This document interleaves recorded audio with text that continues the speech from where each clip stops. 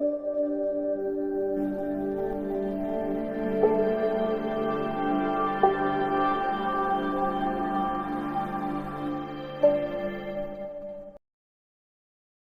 हमारे पास उदाहरण है, एक ट्रेन 750 किलोमीटर अंतर 15 घंटे में तय करती है, तो वह 2 घंटे में कितना किलोमीटर अंतर तय करेगी। जब भी इस तरह का उदाहरण आए तो आपको समझना है कि कुल अंतर है 750 किलोमीटर और 750 किलोमीटर जाने के लिए समय लग रहा है 15 घंटे। तो आप क्या करेंगे, 15 से इसे विभाजित कर देंगे तो आपको 1 घंटे में वह ट्रेन कितनी जाती है मिल जाएगा। देखो 15 एकम 15 और 15 5 75, 0 से 0। इसका मतलब 1 घंटे में वह ट्रेन 50 किलोमीटर जाती है।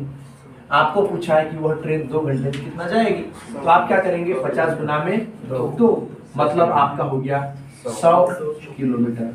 तो वह ट्रेन 2 घंटे में 100 किलोमीटर जाएगी। कितना जाएगी, 100 किलोमीटर जाएगी।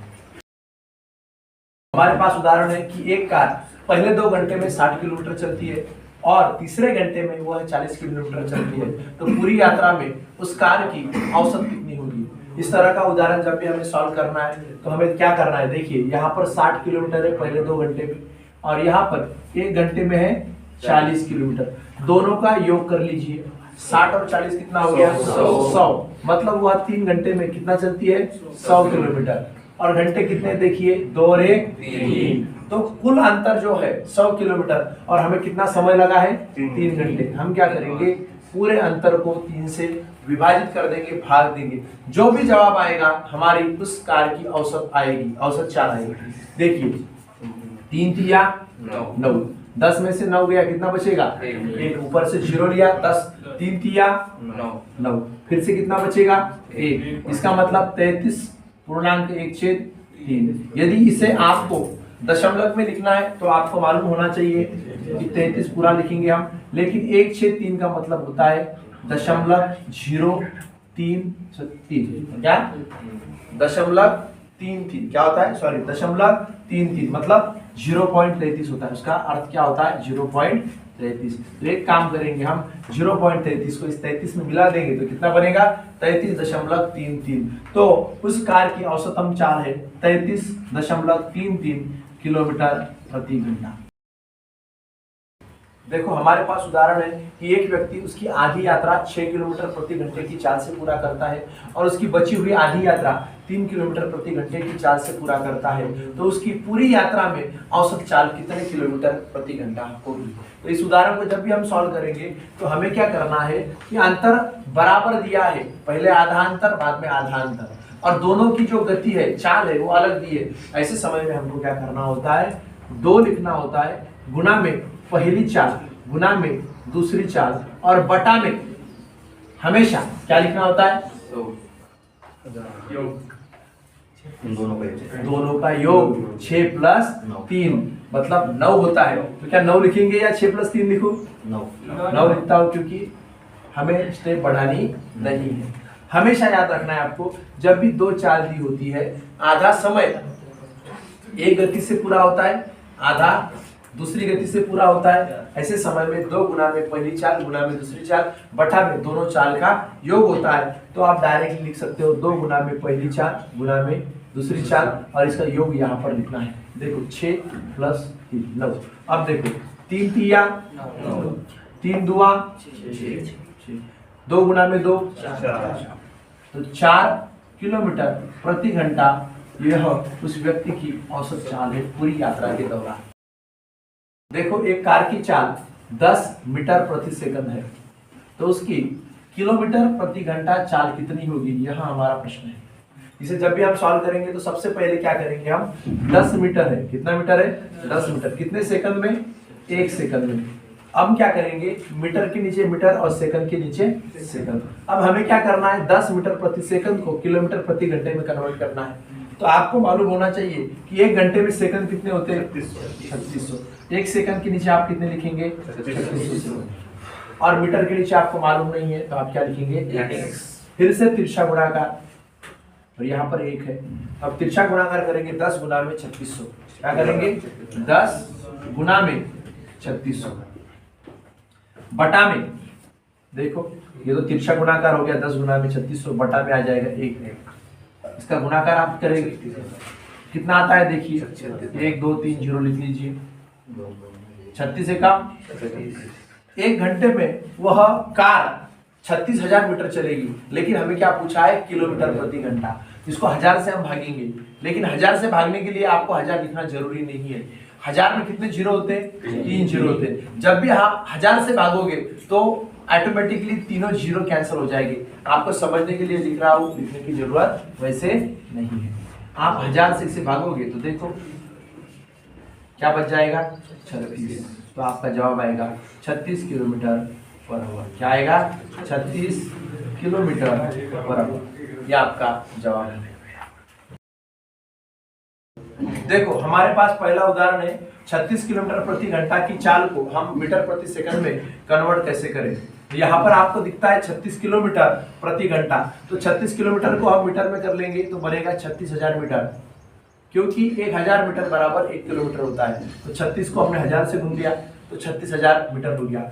और 1 घंटे में कितने सेकंड होते हैं, 3600 सेकंड होते हैं। कितने सेकंड होते हैं, 3600 सेकंड होते हैं। तो अब हमें क्या निकालना है कि 1 सेकंड में कितना मीटर जाएगा, है ना। 1 सेकंड में कितना मीटर जाएगा, तो देखो 1 सेकंड, सेकंड के नीचे सेकंड और मीटर के नीचे मीटर।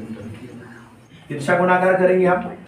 और हमेशा आपको याद रखना है कि x को छोड़कर जो भी संख्याएं होती है तिरछे गुणाकार में, वो ऊपर लिखी जाती है। 36,000 यहाँ पर आ जाएंगे, देखिए बटा में, या फिर 36,000 गुना में 1 कर दिया तो भी चलता है, जरूरत नहीं है 1 की, फिर भी। और बटा में आएगा ये 3600, बटा में आएगा 3600। अब यहाँ पर इसका कैलकुलेशन करना है, देखेंगे आप, ये जीरो कैंसिल, ये जीरो कैंसिल, ये जीरो कैंसिल, ये जीरो कैंसिल। 36 से कम और जीरो से जीरो, तो 1 सेकंड में कितना मीटर चल रहा है, 10 मीटर चल रहा है। तो उसका जवाब आएगा 10 मीटर पर सेकंड। ये हो गया आपका सही और सटीक जवाब। यहाँ पर हमने किसी भी सूत्र का उपयोग नहीं किया है। ठीक है, समझ में आ रहा है। ओके। एक व्यक्ति 9 किलोमीटर प्रति घंटा की चाल से चलता है, तो मीटर प्रति सेकंड में उसकी चाल कितनी होगी। ठीक है, आपको इसको मीटर प्रति सेकंड करना है। फिर से वही देखिए, 9 किलोमीटर है तो 9 को आप 1000 से गुना करोगे ताकि यह मीटर में हो जाए। तो 9 गुना में 1000 बन जाता है 9000, और 1 घंटे में सेकंड होते हैं 3600। फिर आपको वही करना है कि 1 सेकंड में कितना मीटर, देखो 3600 सेकंड में 9000 मीटर जाता है, तो 1 सेकंड में कितना मीटर जाएगा। फिर से तिरछा गुणाकार। अब देखिए x को छोड़ दीजिए, x के साथ वाली संख्या भी छोड़ दीजिए। आपको क्या करना है, इस 9000 को ऊपर लिखना है। 9000 गुणा में 1, यदि आप नहीं भी लिखते हो तो चलता है, लेकिन यदि आपको लिखना है तो आप लिख सकते हो। ठीक है, बटा में आएगा 3600, बटा में कितना आएगा 3600। देखो ये जीरो कैंसिल, ये जीरो कैंसिल, ये जीरो कैंसिल, ये जीरो कैंसिल। अब आपको दिख रहा है कि यहाँ पर 9 है, यहाँ पर 36 है, मतलब 90 है, और इसका जो योग होता है 0 और 9 का 9 होता है। 9 की कसौटी है, इस संख्याओं के अंकों के योग को यदि 9 से भाग जाता है तो उस संख्या को 9 से भाग जाता है। तो इस संख्या को 9 से भाग जाएगा, इसे भी 9 से भाग जाएगा। 9 एकम 0 से 0, 9 चौक। ठीक है, अब 10 को हम 4 से भाग देते हैं। ठीक है, तो देखो 4 दुआ 8, 10 में से 8 घटा दे, कितने बचेंगे 2। लेकिन 4 से 2 को भाग नहीं जा सकता, इसीलिए हम दशक ले लेंगे और भगवान से 0 ले लेंगे।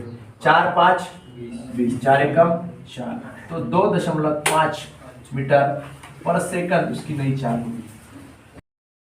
हमें 90 किलोमीटर प्रति घंटा की चाल को मीटर प्रति सेकंड में कन्वर्ट करना है। तो देखिए हम क्या करेंगे, हमें 90 किलोमीटर दिया है, हम क्या करेंगे 90 किलोमीटर को मीटर में कन्वर्ट करेंगे। और जब भी हम किलोमीटर को मीटर में कन्वर्ट करते हैं तो उसे 1000 से गुणा करते हैं। इसीलिए यहाँ पर 90 को जब हम 1000 से गुणा करेंगे तो इस पर 3 जीरो बढ़ जाएंगे, तो ये बन जाएगा 90,000। और हमें मालूम है 1 घंटे में सेकंड होते हैं 3600 सेकंड होते हैं। अब हमें निकालना है कि वह ट्रेन 1 सेकंड में कितना अंतर तय करेगी। तो सेकंड के नीचे सेकंड और अंतर के नीचे अंतर, और ये बनेगा तिरछा गुणाकार। ये क्या बनेगा, तिरछा गुणाकार। अब देखिए 90,000 गुना में 1, ठीक है, 1 2 3 4, 1 2 3 4, और 3600 इसके बटा में चला जाएगा 3600। देखो अब इसका कैलकुलेशन है आपका मीटर प्रति सेकंड, दोनों जीरो कैंसिल, दोनों जीरो कैंसिल। अब आपको मालूम है यहाँ पर 36 है और इसका योग 9 आ रहा है तो 9 से भाग जाएगा, 9 एकम 9, 2 जीरो जैसे कि वैसे, 9 चौक। आपको मालूम है जिस संख्या के इकाई स्थान पर और दहाई स्थान पर जीरो होता है उसे 4 से भाग जाता है, मतलब 100 को 4 से भागेंगे हम तो 25 आएगा। 100 का चौथा भाग कितना होता है? 25 होता है। तो इसका जवाब आएगा 25 मीटर पर सेकंड। आपका जवाब आपको मिल गया। देखिए इन पूरे उदाहरण में हमने कहीं पर भी सूत्र का उपयोग नहीं किया है। हम राष्ट्रमाता स्पर्धा परीक्षा केंद्र देवघर में सभी प्रकरण बिना सूत्र के सिखाते हैं। केवल एक ही प्रकरण है जिसमें सूत्र का उपयोग होता है, वह है क्षेत्रफल और घनफल। ठीक है।